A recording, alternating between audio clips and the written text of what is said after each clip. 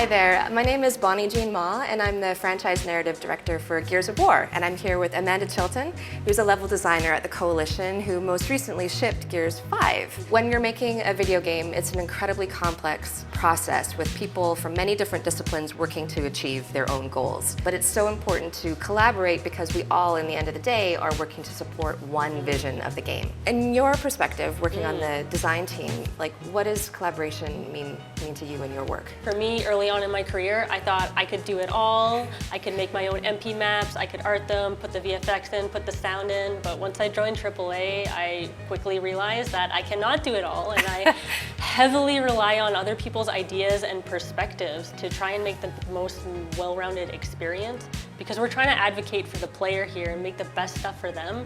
And without other people's departments, like their expertise in those fields, we wouldn't be able to make such amazing, unique experiences. So when you were working on Gears 5, was there a particular experience you remember as being a great example of collaboration and action? I was in charge of the last level of the game, and with that we had an opening sequence where the player was trapped inside of a room, and it was like a square room and you needed to get out, but we wanted to convey that the player was vulnerable and trapped and claustrophobic, and my original design wasn't really cutting it. So we needed to get together, everyone, animators, directors, lighters, VFX, art, everyone together into a room to try and problem solve this issue of why my design was not really cutting it in this moment. And it really kicked off when one of the designers said, hey, instead of a square room where you can see everything, what if we made it like a linear hallway where you're walking through with twists and turns? And the animator latched onto that idea and said, okay, well, what if the ceiling started to collapse down as you progress to make it more claustrophobic and tight? And the lighter was just like, yes, we can now make this super dark, so as you're progressing through, you don't really know where you're going. And then we get to this sort of moment where we have to join the players together and there's a beam lift, and the animation director came up with this amazing moment where we lift the beam together and you go into this super tight shimmy, and as you progress through this shimmy, the ceiling finally collapses down on the player and you're pinned and you can't move. And at that moment, the game director says, what if we cut to complete black and you can't see anything?